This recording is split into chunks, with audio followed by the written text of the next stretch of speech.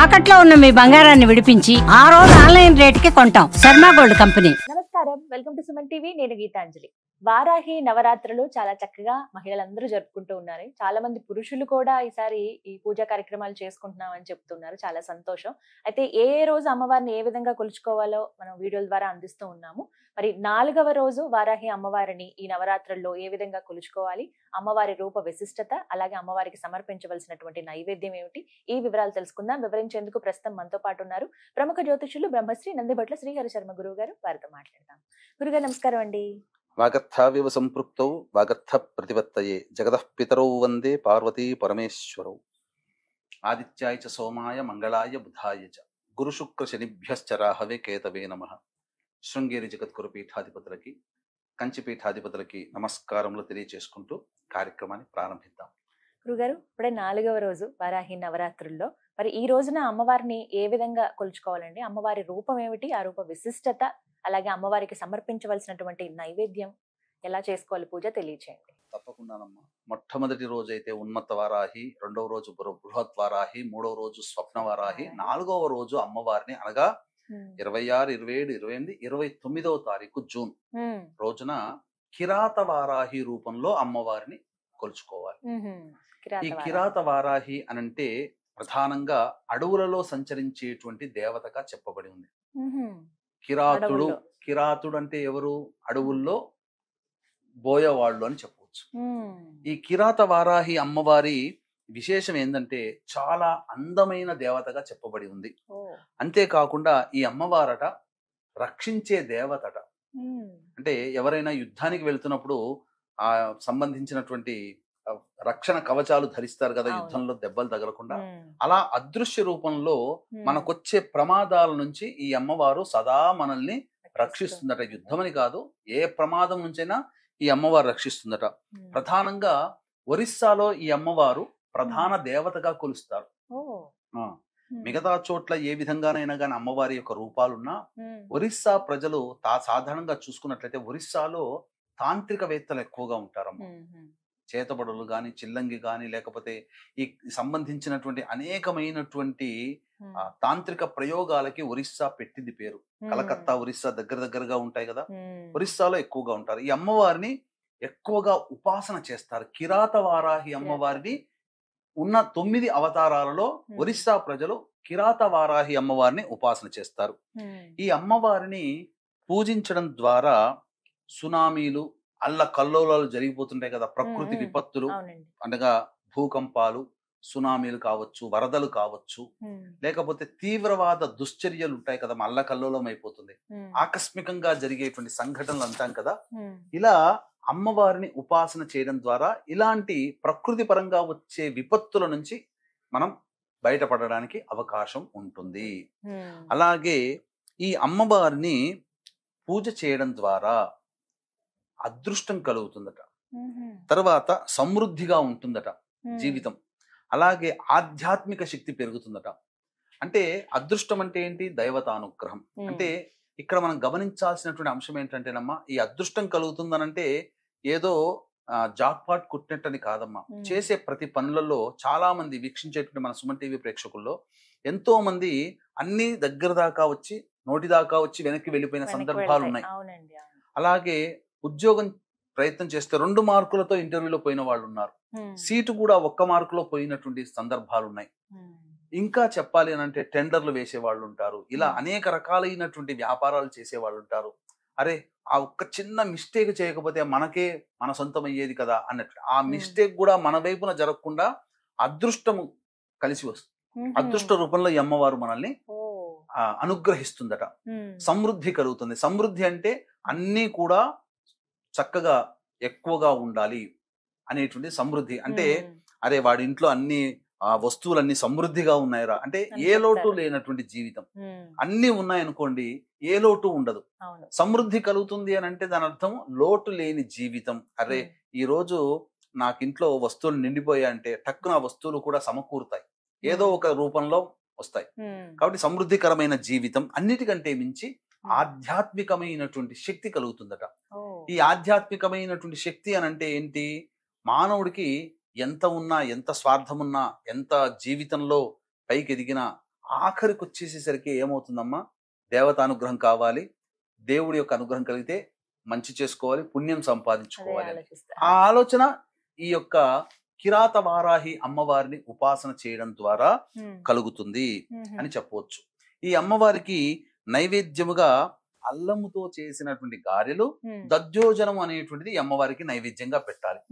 ఈ విధంగా చేస్తే తప్పకుండా అమ్మవారి యొక్క అనుగ్రహం కలుగుతుంది. అంటే ఈ అమ్మవారిని పూజ చేసేటప్పుడు ఈ వారాహి అమ్మవారిని పూజ చేయడం ద్వారా నాకు వచ్చేటువంటి అనేక ఇబ్బందుల నుంచి అమ్మవారు నన్ను రక్షిస్తుందనే విశ్వాసముతో, నమ్మకంతో ఈ 4వ రోజున కిరాత వారాహి రూపంలో ఆ ఉన్నటువంటి అనేక వారాహిలలో అందమైనటువంటి స్త్రీ వరాహ రూపాన్ని మనం ధ్యానిస్తూ కనుక చేసినట్లయితే తప్పకుండా అమ్మవారి యొక్క అనుగ్రహం కలుగుతుంది. అంతేకాకుండా చాలా మంది వీక్షించేటువంటి ప్రేక్షకుల్లో ప్రతిరోజు కూడా అమ్మవారి పూజల్ని నిష్ఠగా చేసుకునేటువంటి వాళ్ళు ఉంటారు. అలాగే చేసుకోలేని వాళ్ళు కూడా ఉంటారు. అయ్యో మనకు పూజ చేసుకునే అవకాశం లభించలేదని బాధపడేటువంటి వాళ్ళు ఉంటారు. అమ్మవారి అనుగ్రహం కలిగితే చాలు, ఇన్ని విశేషాలు ప్రతిరోజు చెప్తున్నారు కదా, అన్ని కూడా నాకు దక్కితే బాగుండని ఆలోచన చేసేవాళ్ళు, చేసుకున్న వాళ్ళు, చేసుకోలేనటువంటి వాళ్ళకందరికీ కూడా జూలై 5వ తారీఖు రోజున మధ్యాహ్నం 3 గంటలకి ఈ 9 అవతారాలకి సంబంధించినటువంటి 9 వారాహీలకి సంబంధించినటువంటి 9 హోమాలు మనం పీఠమాధ్వర్యంలో చేయించడం జరుగుతుంది. గోత్రనామాలు నమోదు చేసుకున్నటువంటి వాళ్ళకి శక్తిపాతము చేయబడినటువంటి శంకరుంగలి మాలని అందివ్వడం జరుగుతుందని చెప్పవచ్చు. 12 గంటల లోపల ఈ కార్యక్రమంలో నమోదు చేసుకోవచ్చు. గురుగారు, మరి ఇంకా చాలా సందేహాలు ఉన్నాయండి. మరి అమ్మవారిని ఎలా పూజ చేయాలి, ఇవి కూడా వివరించండి. అమ్మవారు మనకు ఈ సంబంధించినటువంటి లలిత అమ్మవారిలో సైన్యాధ్యక్షురాలుగా ఈ అమ్మవారి గురించి చెప్పడం జరిగిందమ్మా. ఈ అమ్మవారు రథం పేరట కిరిచక్రము అని అంటారు. అంటే 1000 వరాహములు ఉండి లాగుతూ ఉంటే అమ్మవారు రథం మీద కూర్చొని వస్తూ ఉంటుందట ఈ అమ్మవారు. చాలా విశేషమైనటువంటి అమ్మవారమ్మ. ఈ అమ్మవారికి సంబంధించి విశేషమైనటువంటి ఏ నెలలోనైనా కానీ ఈ అమ్మవారి అనుగ్రహం కావాలి అనుకున్నటువంటి వాళ్ళు రేవతి నక్షత్రం రోజున ఈ అమ్మవారి పూజ, అర్చన, అభిషేకము, హోమము చేస్తే ఈ అమ్మవారు అతి శీఘ్రంగా ఫలిస్తుందట, రేవతి నక్షత్రం ఉన్న రోజున చేస్తే. అలాగే ఈ అమ్మవారు ఎవరయ్యానంటే సాక్షాత్తు విష్ణువు వరాహ అవతారం అయితే ఆ వరాహ రూపానికి జోడీగా లక్ష్మీ అమ్మవారు వారాహి అమ్మవారి రూపాన్ని ధరించి ఉన్నది. అందుకే ఈ అమ్మవారి లక్ష్మీ సహస్రనామాల్లో వారాహి, ధరణి, ధ్రువ అనేటువంటి యొక్క సహస్రనామంలో ఒక నామం.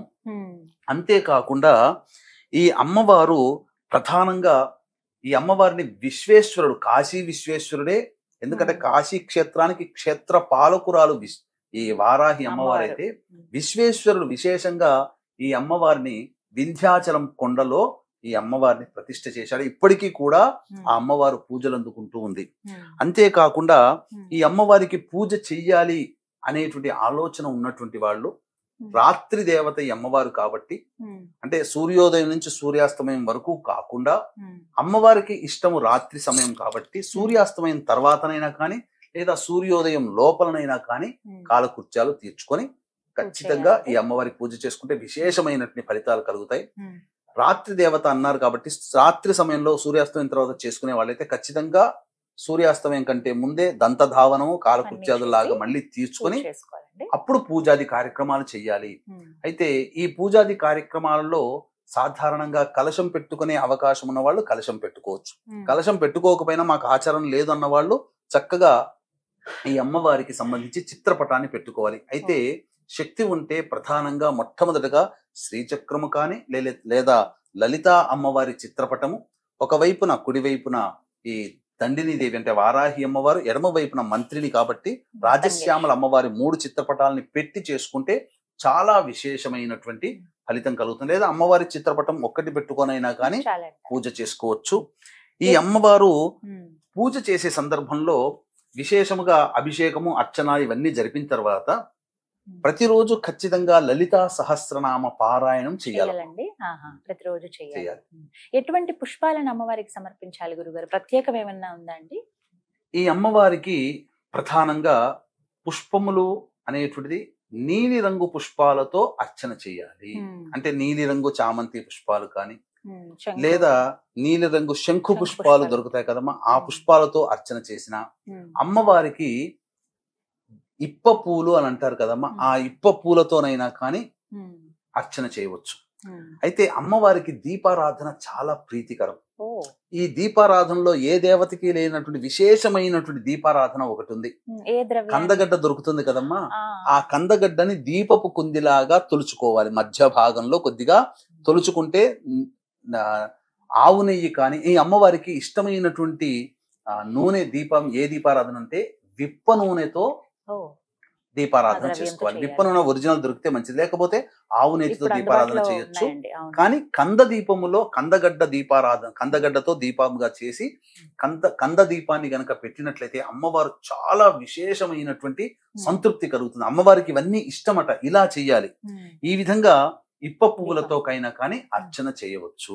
బాగా ఇష్టమైనది ఏంటండి అమ్మవారికి? ఎవరైతే ఈ నవరాత్రులు చేస్తున్నారో ఖచ్చితంగా ఇవి అమ్మకి సమర్పిస్తే ఇక అమ్మవారి అనుగ్రహం ఖచ్చితంగా కలుగుతుంది అనేటువంటిది ఏదన్నా ఉందా అసలు? అమ్మవారికి ప్రధానంగా ఇష్టమైనటువంటి చెప్పబడినటువంటిది బెల్లం పానకం. అంటే చాలా మంది ఏంటంటే బెల్లంని సంబంధించి ఆ నీటిలో కలిపిస్తే బెల్లం పానకం లాగా ఉంటుంది. కానీ రాజమండ్రి ఆ చుట్టుపక్కల జిల్లాల్లో ఉన్నటువంటి వాళ్ళకి బెల్లం పాకము అని అంటే ఆ బెల్లం తయారు కాకముందు తేనెలాగా ఒకటి ఊరుతుంది, చిక్కగా ఉంటుంది. దాన్ని నైవేద్యంగా పెట్టవచ్చు, లేదా తేనెనైనా నైవేద్యంగా పెట్టవచ్చు. అమ్మవారికి నువ్వుల లడ్డూలు చాలా ఇష్టం. ఇలాచీ పొడి, అలాగే నేతితో వేయించినటువంటి నువ్వుల లడ్డూలు పెట్టినా అమ్మవారికి చాలా ప్రీతికరం. అంతేకాకుండా ఎర్రటి పండ్లు అంటే దానిమ్మ పండ్లు ఒలిచి గింజలు ఒలిచి పెట్టాలి. చిలకడ దుంప దొరుకుతుంది కదమ్మా ఈ సమయంలో, ఆ చిలకడ దుంప కూడా నైవేద్యంగా పెట్టినా ఈ నైవేద్యాలు పెట్టాలట అమ్మవారికి. విశేషంగా అమ్మవారు చాలా సంతృప్తి చెందుతుంది. అంతేకాకుండా చక్కగా ఈ అమ్మవారికి విప్ప పూలను కూడా నైవేద్యంగా పెట్టవచ్చు. మరీ విశేషముగా పనస పండ్లని కూడా నైవేద్యంగా పెట్టమన్నది శాస్త్రం. వీక్షించేటువంటి ప్రేక్షకులకి ఇప్పుడు ఒక అద్భుతమైన, ఈ సంవత్సరం వచ్చే వారాహి నవరాత్రులకి అద్భుతమైనటువంటి యోగ మాలిక ఏమిటంటే, ఆషాఢ మాసం మొదటి రోజు ఏదైతే ఉందో ఆ పాడ్యమి తిథి రోజు ఆరుద్ర నక్షత్రం ఉంది. ఈ 9 రోజుల నవరాత్రులు అయిపోయిన తర్వాత శుక్రవారం నాడు తీయకూడదు, అమ్మవారు ఉద్వాసన చెప్పకూడదు. కాబట్టి 10వ రోజు అయినటువంటి దశమి తిథి రోజున ఉన్న నక్షత్రము కూడా గొప్పదైనటువంటి స్వాతి నక్షత్రం. కాబట్టి ఈ ఆరుద్ర నక్షత్రం స్వాతి నక్షత్రానికి అధిపతి ఎవరు? రాహువే. ఈ యొక్క సమస్త లోకానికి కూడా రాహు యొక్క కవర్లో ఉంది, అండర్ కవర్లో ఉంది. కాబట్టి రాహు అనుగ్రహం కలిగిందంటే అత్యంత శీఘ్రముగా ఫలితాలు కలుగుతాయి. అద్భుతమైనటువంటి రోజున, ఈ స్వాతి నక్షత్రం రోజున ముగింపు కూడా పలుకుతుంది. కాబట్టి చక్కగా ఈ వారాహి నవరాత్రుల్లో ఎవరైతే చేసుకుంటారో, ఎవరైతే పూజ చేసుకుంటారో, ఎవరైతే పూజ చేసుకోకపోయినా జరిగే హోమంలో పాల్గొంటారో వారి యొక్క సంకల్పం అతి శీఘ్రంగా నెరవేరుతుందని చెప్పడంలో ఏమాత్రం సందేహం లేదు. ఇది చాలా యాదృచ్ఛికంగా కాకతాళీయంగా కలిసినటువంటి అద్భుతమైన యోగ మాలిక. రాహు నక్షత్రంతో మొదలై రాహు నక్షత్రంతో ఎండ్ అవుతుంది అని చెప్పవచ్చు. ఎందుకంటేనమ్మా, రాహు స్వరూపం అంటే దేహమంతా ఉంటుంది, తలకాయ మాత్రం ఉండదు. వారాహి అమ్మవారు కూడా ఈ సంబంధించి చూసుకుంటే దేహమంతా స్త్రీ రూపం, కేవలం తలకాయ మాత్రం వరాహ రూపం. అలా రాహు స్వరూపముగా మనకు అమ్మవారు ఈ సంవత్సరం అనుగ్రహిస్తుంది. గురుగారు, అమ్మవారికి ధూపం అంటే చాలా ఇష్టం అని విన్నాను. ఎటువంటి ద్రవ్యాలు వేయాలి అందులో? ధూపం అంటే కేవలం మనకి మార్కెట్లో ఇప్పుడు దొరికేటువంటి ధూపమేనా? అసలు ఎలాంటిది ఇష్టం అమ్మవారి? మనకు ఏ దేవతకైనా కానీ ప్రత్యేకంగా అసలు అమ్మవారు అంటేనే ధూప ప్రియురాలు. కానీ ఈ ఒక్కొక్క అమ్మవారికి కొన్ని వస్తువులు వాడమని చెప్పబడి ఉంటే, ఈ వారాహి అమ్మవారికి చెప్పబడినటువంటి ధూప ద్రవ్యాలు సాధారణంగా బయట దొరుకుతాయి. విశేషమైనటువంటి కొన్ని ద్రవ్యాలు తీసుకొని వచ్చి ధూపం గనక వేసినట్లయితే ఆ ఇంట్లో నకారాత్మక శక్తి, నరదృష్టి, నరఘోష, అలాగే ఈ పౌర్ణమి అమావాస్యలో కొంతమంది మానసికంగా ఉద్రేకం పొందుతుంటారు కదా, పిచ్చి పిచ్చిగా అరుస్తుంటారు కదా, అటువంటి వాళ్ళని ఆ అమ్మవారి యొక్క పూజా మందిరం దగ్గర కూర్చోపెట్టి, మనం పూజ చేసే స్థలంలో కూర్చోపెట్టి ధూపం వేసేటప్పుడు వాళ్ళు ఉన్నట్లయితే వాళ్ళకి పట్టినటువంటి భూత ప్రేత పిశాచ బాధలన్నీ కూడాను ఈ ధూపము వల్ల తొలగిపోతాయి. ఇంట్లో ఉన్నటువంటి నెగిటివ్ ఎనర్జీ అంతా పోతుంది. కాబట్టి వారాహి అమ్మవారికి విశేషముగా ధూప ప్రియురాలు. కొన్ని ద్రవ్యాలు అనేటువంటివి ఇప్పుడు నేను చెప్పడం జరుగుతుంది. సాధ్యమైనంత వరకు ఆ ద్రవ్యాలన్నీ కూడా మీరు తెచ్చుకునే ప్రయత్నం చేయండి. 1 అరా మనకు దొరకకపోవచ్చు, కంగారు లేదు. మిగతా ద్రవ్యాలనైనా కానీ తెచ్చుకొని ప్రతిరోజు కూడా మీరు పూజ చేస్తున్న సందర్భంలో అమ్మవారికి ధూపం వేసి ఆ ధూపాన్నంతా కూడా ఇంట్లో గనక పెట్టుకున్నట్లయితే ఇంట్లో పాజిటివ్ వైబ్రేషన్ అనేటువంటిది ఉంటుంది, ఒక ప్రశాంతత చేకూరుతుంది. వీక్షించేటువంటి ప్రేక్షకులు కూడా గమనిక ఈ యొక్క సందర్భంగా ఈ 9 అవతారాలు 9 రోజుల పాటు 9 అమ్మవారికి విశేష అవతారాలుగా మనం చేస్తూ వస్తున్నాము, చెప్పుకుంటూ వచ్చాము. కాబట్టి ఆ అవతార రూపంగా కొలుస్తూ వస్తున్నాం. కాబట్టి ఇంట్లో పూజ చేసుకున్న హోమం చేసుకుంటే చాలా మంచిది అని చెప్పి భావించేవాళ్ళు ఈ 9 రోజుల పాటు మనం పూజ చేసుకోలేకపోయామే, మనకు ఆ అమ్మవారి అనుగ్రహం ఎలా కలుగుతుందని చెప్పి పరితపించేటువంటి వాళ్ళకి చక్కటి తరుణోపాయంగా జూలై 5వ తేదీ రోజున దశమి స్వాతి నక్షత్రం కలిసినటువంటి రోజున మధ్యాహ్నం 3 గంటలకి మీ గోత్రనామాదులతో ఈ 9 వారాహి అమ్మవార్ల యొక్క హోమాది కార్యక్రమాలు జరిపించి శక్తిపాతము చేయబడినటువంటి శంకరుంగలీమాలని మీకు అందివ్వడం జరుగుతుంది. ఈ యొక్క కార్యక్రమంలో ఆ 5వ తారీఖు మధ్యాహ్నం 12 గంటల లోపల మీ గోత్రనామాదులు నమోదు చేసుకోవచ్చు.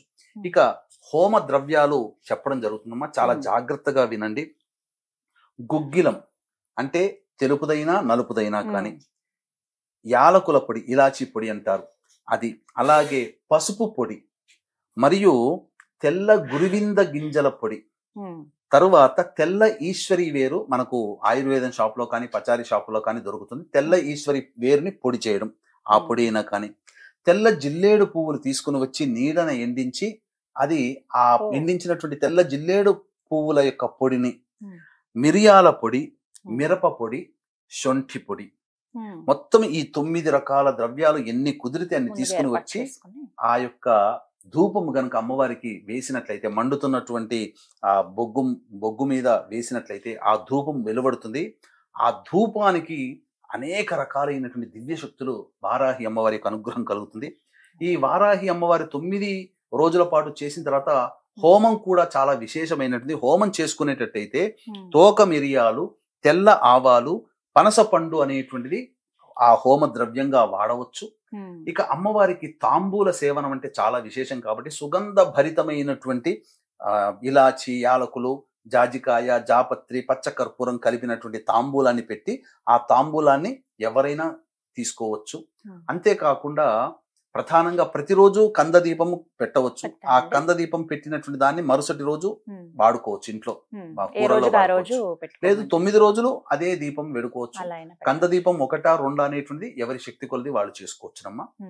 తప్పకుండా ఈ చెప్పినటువంటి విధి విధానంగా ఎవరైతే చేసుకుంటారో సంపూర్ణమైనటువంటి అమ్మవారి అనుగ్రహం కలిగి ఆ వారాహి అమ్మవారి అనుగ్రహంతో మీ యొక్క కోరికలు సత్వరముగా నెరవేరి సకల శుభాలు మీ జీవితంలో కలుగుతాయని చెప్పడంలో ఏమాత్రం సందేహం లేదమ్మా. చాలా చక్కగా వివరించారండి. అసలు అంటే చాలా మందికి సందేహాలు ఇవన్నీ కూడా ఎలా చేసుకోవాలి ఏమిటి అని చెప్పి చాలా వివరంగా తెలియచేశారు. సంతోషం గురుగారు. చూసారు కదా, చక్కగా ఈ 9 రోజుల పాటు మనమైతే పూజలు జరుపుకుంటాము. ఏ రోజుకి ఆ రోజు ఎలా కొలుచుకోవాలో అమ్మవారిని తెలుసుకున్నాము. అలాగే గురువు గారి ఆధ్వర్యంలో జూలై 5వ తారీఖు అండి, ఇక 10వ రోజు అది దశమి, ఆ రోజున విశేషంగా వారాహి హోమం నిర్వహిస్తూ ఉన్నారు.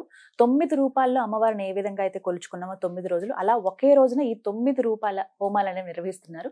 ఎవరైతే భక్తులు పాల్గొనాలి అనుకున్నారో స్క్రీన్ మీద గురుగారికి సంబంధించిన నెంబర్స్ ఇస్తాను, కాల్ చేసి ముందుగా మీరు వివరాలు కనుక్కుని అలాగే మీ పేరు, గోత్రం నమోదు చేయించుకోండి, హోమంలో పాల్గొనండి. నమస్కారం.